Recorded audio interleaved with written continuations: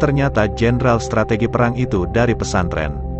Meski awalnya menutup-nutupi, tapi akhirnya Mbah Syukri bersedia menuturkan kisah-kisah perjuangan yang dialaminya bersama Laskar Hizbullah di bawah komando Hadratus Syekh Kiai Haji Muhammad Hasyim Asy'ari, terutama saat berjuang melawan pasukan sekutu, Belanda dan Jepang menjelang kemerdekaan.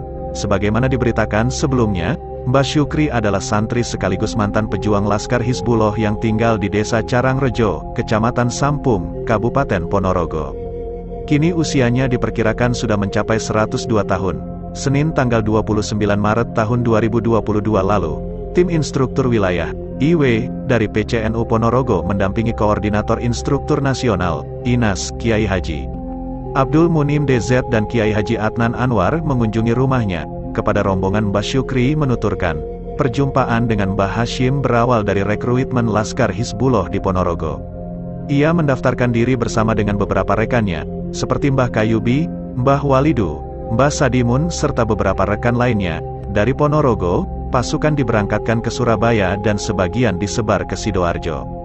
Mbah Hasyim riyin niku keliling, muteri anak buahnya terus, hati-hati, kudu waspodo loyo, ojo lengah, ngoten dawuhe Mbah Hasyim teng anak buahe. Mbah Hasyim dulu itu keliling mengecek anak buahnya terus, hati-hati, harus waspada loya, jangan sampai lengah. Begitu perintah Mbah Hasyim kepada pasukannya, kenang Mbah Syukri. Mbah Hasyim, kata Mbah Syukri, keliling dengan mengendarai jeep terbuka, ditemani seorang sopir dan satu orang ajudannya. Mbah Hasyim memimpin langsung di setiap pertempuran. Pernah ada kejadian di Surabaya, Mbah Hasyim yang sedang di atas mobil jeep diberondong pasukan Belanda. Mbah Hasyim membentangkan sarungnya. Tiba-tiba, sarung itu berubah jadi tameng layaknya perisai baja yang anti peluru. Pelurune niku gepeng-gepeng keleteng sarunge. Lo niki sanes dongeng, wong kulo ngertos piyambak. Pelurunya itu gepeng menempel di sarungnya. Ini bukan dongeng, karena saya tahu sendiri, red, tutur Mbah Syukri. Kisah lainnya yang diingat Mbah Syukri adalah tertinggalnya 1.600 pasukan Jepang di daerah Porong. Pasukan itu bersembunyi di suatu tempat sejenis bunker. Tak ada satupun warga yang tahu, keberadaan mereka baru terbongkar saat koki pasukan itu kehabisan bahan makanan dan berbelanja ke pasar. Melihat banyaknya bahan yang dibeli, ada yang curiga. Dan setelah didesak akhirnya mengaku bahwa bahan itu untuk mencukupi kebutuhan pasukan Jepang yang jumlahnya 1.600 orang. Pengakuan ini membuat warga gempar sekaligus gelisah. Tak satu pun warga yang berani mendekat, bahkan pejabat setempat pun tidak tahu harus bagaimana. Sampailah informasi ini ke Bupati Sidoarjo. Sama dengan lainnya, Bupati Sidoarjo pun merasa kebingungan. Salah seorang pejuang Laskar Hizbullah memberikan saran, "Nek kulo gampil, niki sing saged ngatasi namung Mbah Hasyim. Kalau saya gampang, yang bisa menyelesaikan masalah ini hanya Mbah Hasyim," kata Mbah Syukri menirukan saran rekannya untuk Bupati Sidoarjo.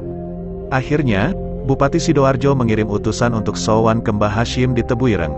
Setelah mendapat laporan, Mbah Hasyim langsung meluncur ke Sidoarjo menemui Laskar Hizbullah. Mbah Hasyim mengajak pasukannya untuk mujahadah membaca wirid sembari berdoa dari jam 11 siang hingga jam 11 malam. Ajaibnya, pasukan Jepang yang bersembunyi di bunker itu satu persatu keluar dari persembunyian karena diserang jutaan semut angkrang. Para pejuang Laskar Hizbullah langsung memanfaatkan momentum itu untuk menangkap pasukan Jepang tanpa perlawanan, bahkan tanpa pertumpahan darah setetes pun. Kiai Munim mengatakan, kesaksian dari para santri dan pejuang Laskar Hizbullah diharapkan bisa meluruskan sejarah yang ada. Pasalnya, selama ini sosok Mbah Hasyim dikisahkan sebagai seorang kiai pesantren yang hanya mengeluarkan fatwa. Padahal menurut kesaksian para santri yang berhasil kita temui, tidak begitu. Mbah Hasyim itu betul-betul seorang jenderal lapangan yang sangat ahli dalam pertempuran. Beliau turun langsung, tegasnya. Hal senada juga ditegaskan Kiai Adnan. Bahkan, Mbah Hasyim juga membaca tanda-tanda alam ketika merumuskan strategi perang. Dipelajari betul itu sama Mbah Hasyim, bukan hanya paham strategi, tapi juga mampu membaca tanda-tanda alam. Perang Surabaya misalnya, itu pakai strategi perang Majapahit. Makanya orang yang paling tahu siapa pembunuh Malabi, ya Mbah Hasyim. Ada semua itu bukti-bukti yang menunjukkan bahwa beliau betul-betul ahli strategi perang, ungkap Kiai Adnan. Mbah Syukri membenarkan pandangan-pandangan tersebut. Beliau bahkan dengan lugas mengatakan, seandainya tidak ada Mbah Hasyim, mungkin kemerdekaan Indonesia itu masih lama.